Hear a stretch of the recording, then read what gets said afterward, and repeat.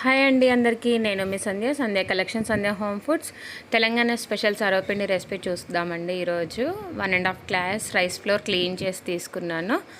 దానికి సరిపడా 2 onions cut చేసి తీసుకోవాలి. అందులో కొంచెం జింజర్ గార్లిక్ పేస్ట్ 1 స్పూన్ జీలకర్ర, ఒక 2 స్పూన్స్ నువ్వులు,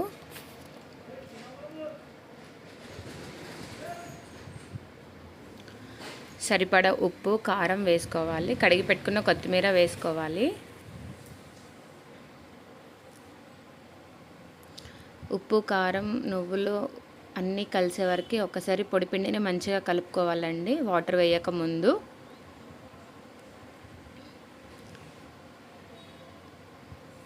దీనికి ఒక 1.5 గ్లాస్ వరకు వాటర్ పడుతుందండి. ఇది నార్మల్ వాటరే, హీట్ చేసిన వాటర్ కాదు.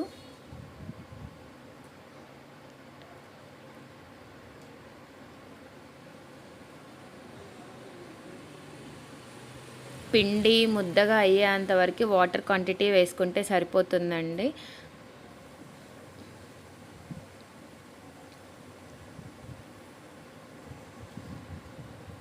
కొంచెం మనం మంచిగా కలుపుకుంటే ఒక 2 to 3 minutes పడుతుంది.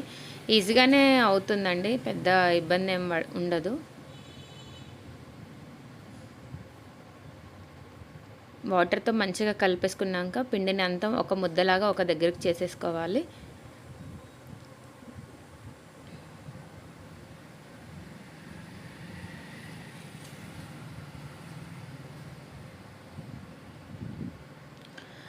ఈ గిన్నెను సర్వపిండి గిన్నె అంటారండి. ఇది స్పెషల్గా సర్వపిండి పెట్టడం కోసమే యూస్ చేస్తారు.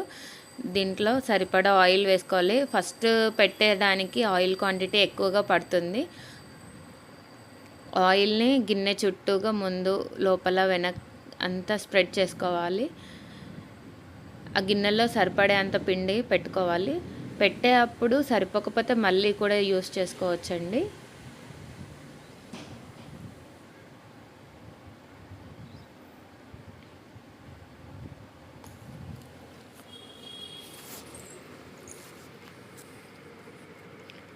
ఇది మనం ట్రావెల్స్లో తీసుకెళ్ళడానికి చాలా టేస్టీగా ఉంటుంది, మంచిగా ఆగుతుంది.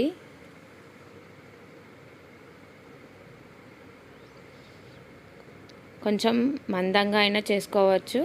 క్రిస్పీగా కావాలి అంటే కొంచెం సన్నగా చేసుకోవాలి. అంటే పిండి క్వాంటిటీ తక్కువగా పెట్టుకోవాలి. పెట్టడం అయిపోయిన తర్వాత దానికి చుట్టూగా అన్ని హోల్స్ పెట్టుకోవాలి. ఫస్ట్ కాబట్టి ఆయిల్ వేయాల్సిన అవసరం లేదండి, ఎక్కువ క్వాంటిటీ ఆయిల్ వేసాం కాబట్టి.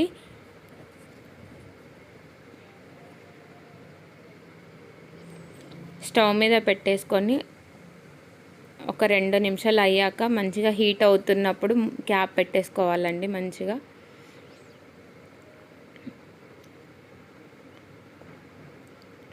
తొందరగా కంప్లీట్ అయిపోతుంది.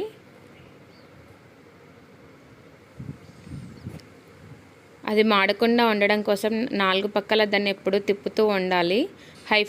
హై ఫ్లేమ్లోనే పెట్టుకోవాలి స్టవ్.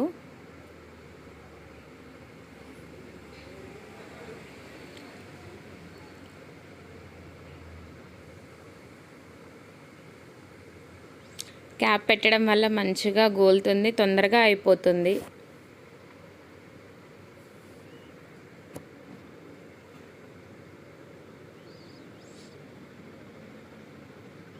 క్యాప్ తీసి చుట్టూ తిప్పుతూ ఉండాలి.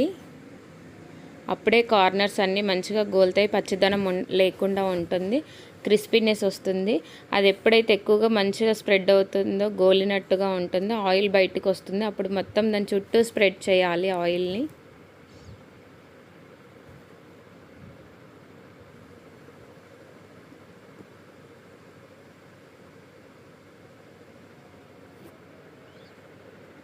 తొందరగా అయిపోతుందండి.